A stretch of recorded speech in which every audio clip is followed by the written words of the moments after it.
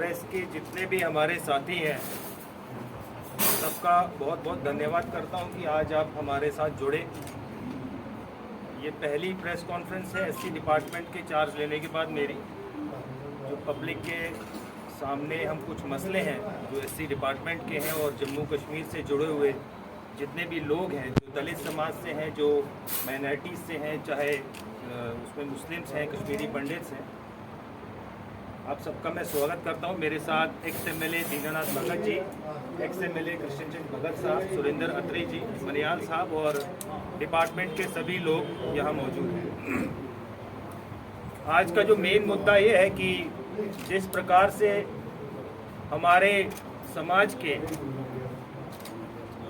जितने भी मुलाजिम हैं जो इंटर डिस्ट्रिक्ट रिक्रूटमेंट में 2006 में अपॉइंट हुए थे, आज 150 दिन से वो प्रोटेस्ट में बैठे हैं और 150 दिन के बाद भारतीय जनता पार्टी की रिमोट कंट्रोल वाली सरकार सिर्फ और सिर्फ आश्वासन और उनका एक पेड चैनल जो 2-4 हैं उनके बीच में ला के, उनके बीच में भेज के उनके प्रोटेस्ट को डिमोरलाइज करने की कोशिश की।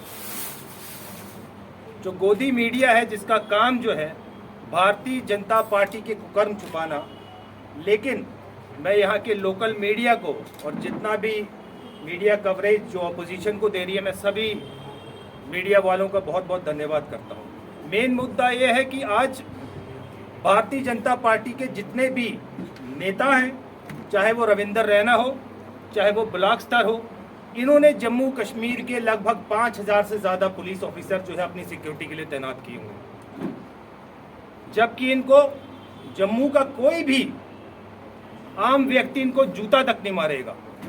जो हालात 370 के बाद भारतीय जनता पार्टी के नेताओं ने और उनके रिमोट कंट्रोल वाली सरकार ने जम्मू का किया होगा, ये मेरे ख्याल से कोई भी नहीं छुपा हुआ है। एक आईटी सेल्स के माध्यम से एक कमेंट करने का 2 रुपये जो भारतीय जनता पार्टी का इन लोगों को देती है, वो सारे हिंदुस्तान में अब सामने आने लगा।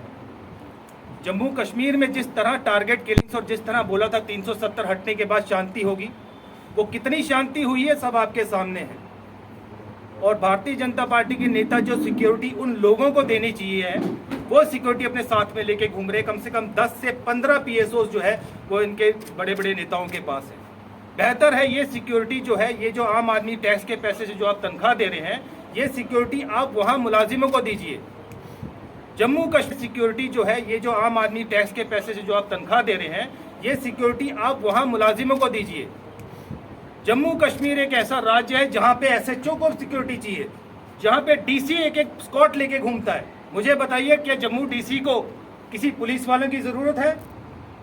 अगर इतनी जो सरकारी अमला और भारतीय जनता पार्टी के नेताओं की जो सुरक्षा है, क्यों वो सुरक्षा जो है वहाँ पे घाटी में कश्मीरी पंडितों और इनको जो एससी एम्प्लॉयज़ हैं उनको क्यों नहीं देते? आज 2006 से यहाँ कश्मीरी पंडितों को तो फिर भी एक मकान दिया हुआ है, एक कैंपस दिया हुआ है जिसके अंदर वो फिर भी थोड़ा बहुत सुरक्षित है। पर जो मेरे दलित समुदाय के जो बच्चे हैं जो वहाँ नौकरी कर रहे हैं, वो रेंटेड अकोमोडेशन पे रह रहे हैं, उनको सरकार ने कोई अकोमोडेशन नहीं दिया हुआ। वो किसी मुसलमान भाई के घर में अपनी रिस्क पे अपनी माँ को, अपनी बीवी को, अपने 2-2 साल के बच्चों को छोड़ के वो किराए के मकानों में रहते थे।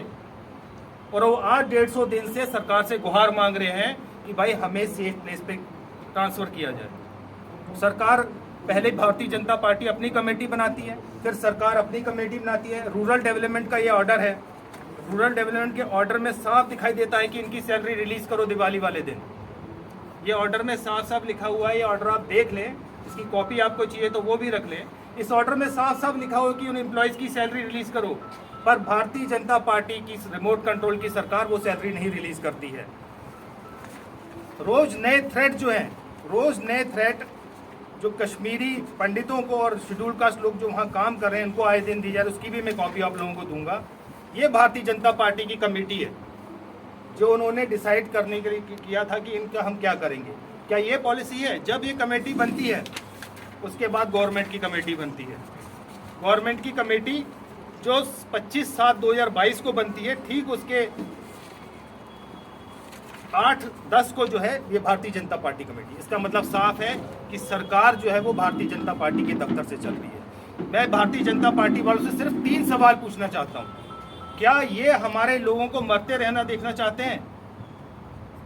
क्या हमारा मुलाजिम वहां पे बिना सिक्योरिटी की नौकरी करने जाए और वो पोस्ट खाली हो?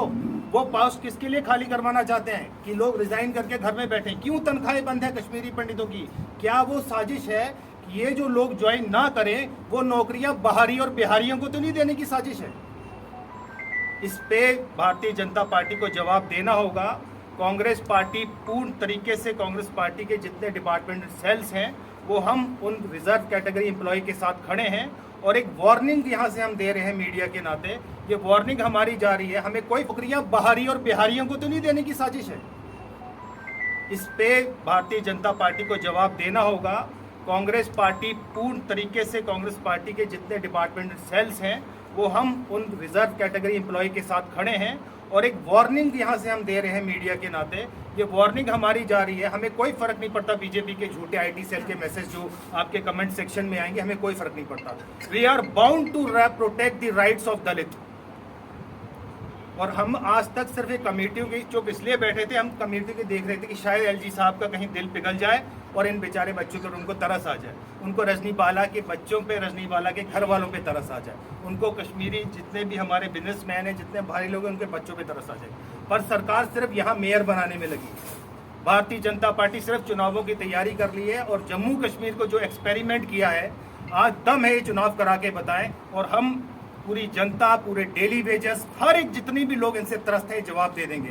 थोक व्यापारी से लेके बड़ा व्यापारी तक रिलायंस और अडानी और अंबानी के चक्करों में पड़ा हुआ है। तो मैं प्रेस के माध्यम से सभी प्रेस बंधुओं का शुक्रिया अदा करता हूं और ये वार्निंग भारतीय जनता पार्टी को देना चाहता हूं कि अगर रिजर्व कैटेगरी एम्प्लॉय और कश्मीरी माइग्रेंट का मसला हल नहीं हुआ तो कांग्रेस पार्टी का हर एक ब्लॉक में, हर एक जिले में और एक प्रदेश स्तर पर यहाँ धरने प्रदर्शन शुरू हो जाएंगे। और ये बात करण भगत कह रहा है, ये प्रदर्शन जो है आप ये मत समझिए कि 40-50 लोग हैं, हजारों की संख्या में ट्रेनें ना बंद हो, रोडवेज ना बंद हो और जो आगाजनी होगी उसका भी हमें कोई एतराज नहीं है, क्योंकि हम जो है हम लड़ रहे हैं दलित राइट्स के लिए, हम लड़ रहे हैं जम्मू की जनता के लिए, हम लड़ रहे हैं डोगरों के लिए।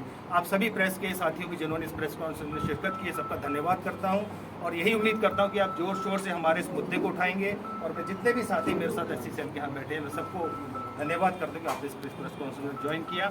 नेक्स्ट जो हमारी पॉलिसी होगी हम मीडिया के माध्यम से चलेंगे और ये आंदोलन के दौर पे हम आज ये स्टार्ट कर रहे हैं कि पिछले अगर 10 दिनों के अंदर इनका एम्प्लॉइज, रिजर्व कैटेगरी एम्प्लॉइज और कश्मीरी पंडितों का मसला हल नहीं हुआ तो हम ये कांग्रेस पार्टी सड़कों पर उतरेगी। धन्यवाद।